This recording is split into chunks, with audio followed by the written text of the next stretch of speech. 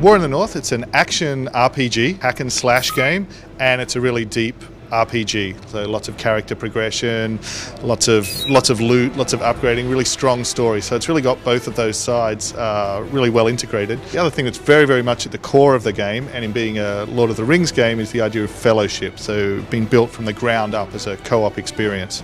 So co-op action RPG in Middle-earth is the essence of what it's about.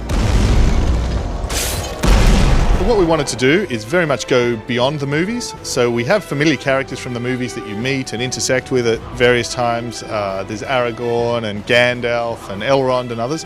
But at the same time, we wanted something that was closer to the experience of when you see Lord of the Rings or read it, where you're actually going on a journey of discovery and finding new places and exploring new lands and encountering new enemies as well. So it's that combination of having these touch points to the movies and books, but also exploring entirely new places in Middle-earth. Very much built around co-op. There's 3 characters in the game. There's Farron, who's a dwarf from Erebor, a warrior, Andriel, who's an elf, lawmaster, and also Eridan, who's a ranger of the Dunedain. And these 3 characters need to work together to survive in order to overcome Agandaur, who's our main villain, who's assembling these massive armies to conquer Middle-earth. Whether you're playing single player offline, you've got those other 2 characters present as bots, or if you're playing co-op on the couch together at split screen, or if you're playing online, you're always those 3 characters are always present, always working together in order to progress the game and the story. There's a 4th member who's a really key ally in the game, who's Belaram. He's one of the Great Eagles. So he's being held prisoner by Agandaur, the villain, and tormented by his evil hordes. And after saving him, he joins forces with you. So through the game, he becomes a very, very powerful ally and a weapon to use against your enemies. And he also is one of the means we use to enable you to explore Middle-earth and travel to all these locations. So he flies you around at various points as well. So what we've done with the RPG side is we've put a lot of depth and really meaningful choice into the character options for how you can upgrade your characters. For example, just to take one of the 3 characters, Farron, who's the dwarf, he can be extremely powerful in melee, and you can specialise him towards 2-handed weapons, axes, hammers, and make him very, very offensive in battle.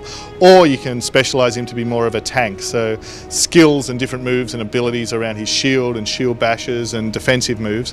And then in addition, he has a unique ability which is a war cry, which enables him to pull aggro onto himself and draw the enemy hordes onto him. But then you've got ways you can upgrade that.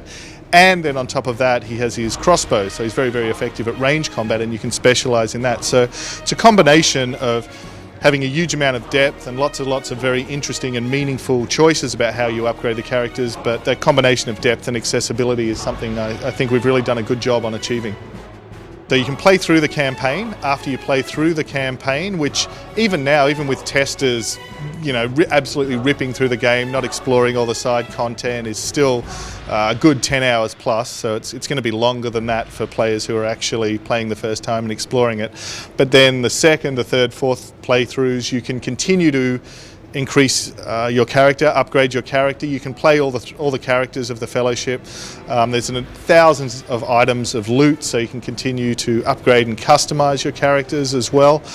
And there's successive levels of difficulty, so as you're beating the challenge of the game can escalate as well. So a huge amount of replay value, in addition of course to the fundamental longevity of being able to play online and play with your friends and bring back the experience and loot that you get from playing online to your own game as well. As Warner Brothers, we're in the great position of having both the movie rights and the literary rights, so it's very much not just a movie game where you're seeing and fighting battles and locations you've seen before. It's an entirely new story, it's new heroes, it's locations that are referenced in Tolkien's work but that we haven't visited.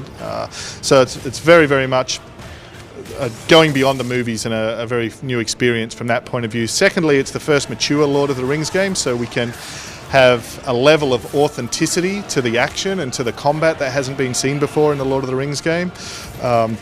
And finally, I think the co-op, the Lord of the Rings is about fellowship, and I don't think there's ever been a game previously that's captured that the way War in the North has.